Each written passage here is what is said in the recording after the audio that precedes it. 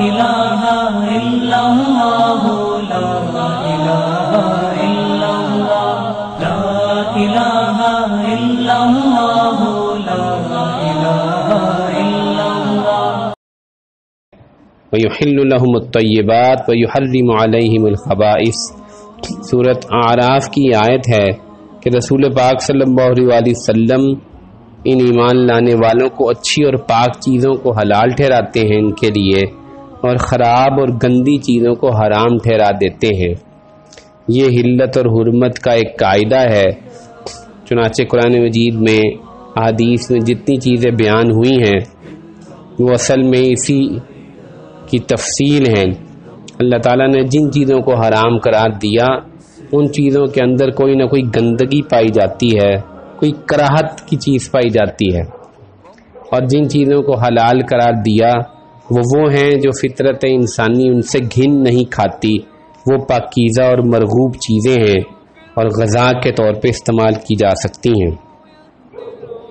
چنانچہ اللہ جل جلالہ نے قرآن میں 4 چیزوں کے بارے میں حرمت کا اعلان کیا۔ حرمت علیکم المیتۃ والدم ولحم الخنزیر وما اہل لغیر اللہ بہ۔ ارشاد فرمایا کہ حرام کر دیا گیا تم پر مردار، خون، خنزیر کا گوشت اور وہ جانور جو غیر اللہ کے نام پر ذبح کیا گیا ہو۔ مردار وہ جانور ہے جو اپنی طبی موت مر جائے، اس کو ذبح نہ کیا جائے بلکہ ویسے ہی مر جائے۔ انسان کی طبیعت بھی اس سے گھن کھاتی ہے اور طبی طور پہ بھی یہ بہت زیادہ نقصان دہ ہے۔ خون بھی ایک ایسی چیز ہے جو انسان کی طبیعت اس سے گھن کھاتی ہے، خون استعمال نہیں کر سکتا۔ خنزیر تو نجس العین ہے۔ اللہ تعالیٰ نے جن قوموں پر عذاب بھیجا ان کو بندروں اور خنزیروں کی شکل میں مسخ کیا۔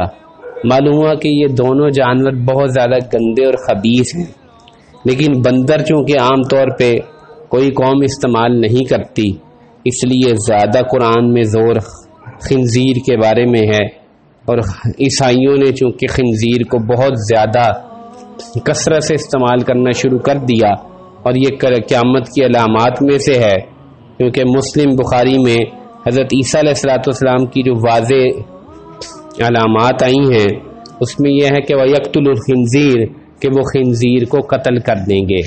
معلوم ہوا کہ ان کے آنے سے پہلے عیسائی بہت کثرت سے خنزیر کھاتے ہوں گے۔ چنانچہ یہی معاملہ ہے چائنا میں، یورپ میں خنزیر کا استعمال بہت زیادہ کیا جاتا ہے۔ اور آخری چیز وہ جانور جس کو غیر اللہ کے نام پہ ذبح کیا جائے، اس جانور کے اندر باطنی گندگی پائی جاتی ہے۔ جو چیز اللہ کے غیر کے نام پر ذبح کی جائے وہ نجس ہے، کیونکہ اس میں غیر اللہ کا نام داخل ہو گیا ہے، مشرکانہ نیتیں شامل ہو گئی ہیں۔ اس کے علاوہ احادیث میں جن چیزوں کی حرمت بیان کی گئی ہے ان کو تیزی سے دیکھتے ہیں۔ عن ابن عباس رضی اللہ تعالی عنہ قال كان اهل الجاهلیۃ یأکلون اشیاء ويتركون اشیاء تکذرا فبعث الله نبيه وانزل كتابه وحل حلاله وحرم حرامه وما سكت عنه فهو عفوا وتلا قل لا اجد فيما اوحي الي محرما على طائم يطعمه الا ان يكون ميتة الآية رواه ابو داود۔ حضرت عبداللہ بن عباس رضی اللہ عنہ سے روایت ہے کہ اہل جاہلیت کچھ چیزوں کو کھاتے تھے، کچھ چیزوں کو نفرت اور گھن کی بنیاد پر نہیں کھاتے تھے۔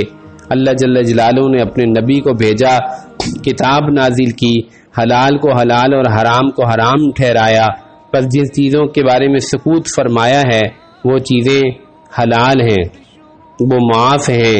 پھر حضرت نے وہ آیت پڑھی جو اس کی بنیاد ہے، کل اجد فیما اوحی الی محرما علی طائم یطعمہ۔ دوسری روایت عن ابن عباس رضی اللہ تعالی عنہ قال نہا رسول اللہ صلی اللہ علیہ وسلم عن کل ذی ناب من السباء وکل ذی مخلب من الطیر، رواہ مسلم۔ حضرت عبداللہ بن عباس رضی اللہ عنہ روایت ہے، رسول پاک صلی اللہ علیہ وسلم نے فرمایا ہر کچلی والے درندے اور ہر پنجے والے شکاری پرندے سے۔ کچلی و دانت، تیز دانت کہتے ہیں جو نوکیلا ہوتا ہے جس سے شکار کیا جاتا ہے، اس کو ناب بھی کہا جاتا ہے عربی میں، اور اردو میں اس کو کچلی کہا جاتا ہے، یہ شکاری جانوروں کا خاص ہتھیار ہے، جیسے کتا ہے، بلی ہے، شیر ہے، چیتا ہے، بھیڑیاں ہے، یہ سارے جانور اسی طرح کھاتے ہیں۔ اسی طرح وہ جو پنجوں سے شکار کرتے ہیں، باز ہے، چیل ہے، شاہین ہے، یہ پنجے سے مارتے ہیں۔ ان قسم کے جانور اور پرندوں کو حرام قرار دے دیا، یہ بھی خبائث میں سے ہیں، یہ شکار کر کے کھاتے ہیں، ان کی سرشت کے اندر درندگی پائی جاتی ہے، اس درندگی کی وجہ سے انسان کو کھانے سے منع فرمایا تاکہ اس میں درندگی کے آثار پیدا نہ ہوں۔ عن ابی ثعلبہ قال حرم رسول اللہ صلی اللہ علیہ وسلم لحوم الحمر الاہلیہ، حضرت ابو ثعلبہ رضی اللہ عنہ سے روایت ہے کہ رسول اللہ صلی اللہ علیہ وسلم نے گدے کو کھانے سے منع فرمایا، حرام قرار دے دیا، رواہ البخاری و مسلم۔ گدے کے ساتھ خچر کا بھی تذکرہ آ جاتا ہے، یہ دونوں جانور نجس ہیں، ان کو کھانے سے رسول پاک صلی اللہ علیہ وسلم نے منع فرمایا۔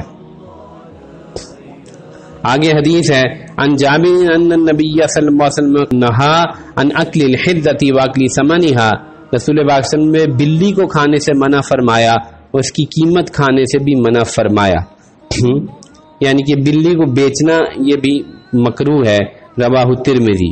عن عبداللہ ابن عمر رضی اللہ تعالی عنہ قال نہا رسول اللہ صلی اللہ علیہ وسلم عن اکل الجلال والبانھا، آپ علیہ الصلوۃ والسلام نے نجاست کھانے والے جانور اس کا دودھ پینے سے منع فرمایا۔ بعض اوقات جانور جیسے اونٹ گائے وغیرہ ہوتی ہے، اس کا مزاج بگڑ جاتا ہے اور وہ نجاست و غلاظت کھانے لگتا ہے، ان کے گوشت سے بو آتی ہے، اس لیے ان کو جلالہ کہتے ہیں۔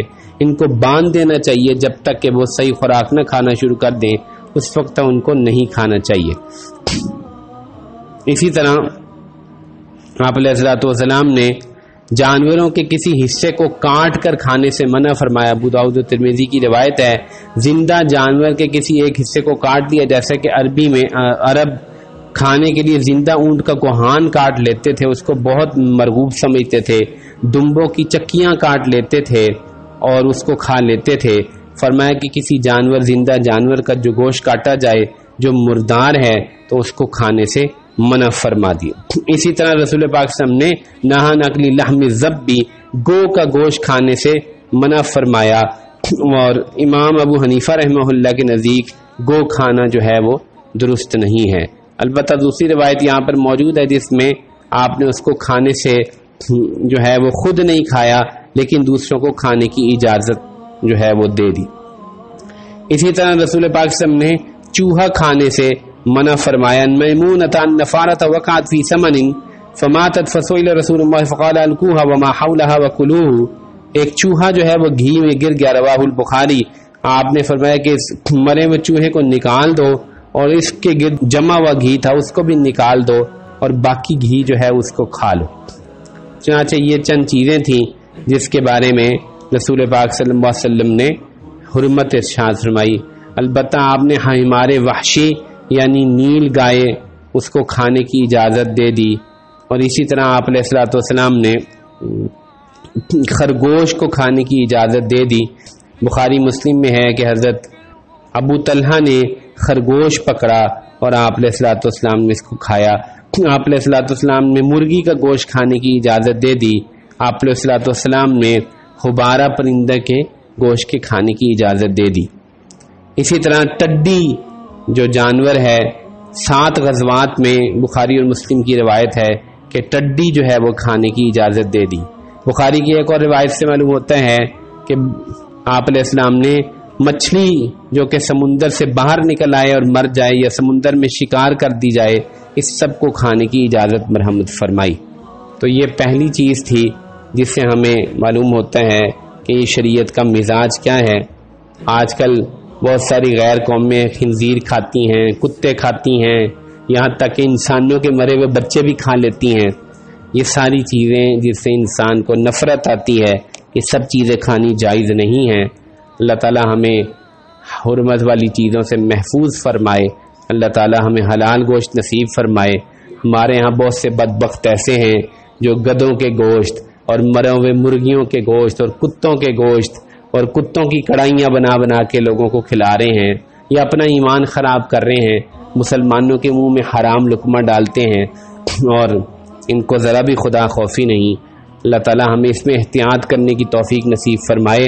مرغی اپنے سامنے خود جا کے ذبح کرایا کریں، اور بازار سے بنے ہوئے کڑائی گوشت اور قیمے کھانے میں ذرا احتیاط کیا کریں، اگر مجبوری ہو تو دال ہی کھایا کریں۔ اللہ تعالی ہمیں حلال نصیب فرمائے۔ وآخر دعوانا ان الحمد للہ رب العالمین۔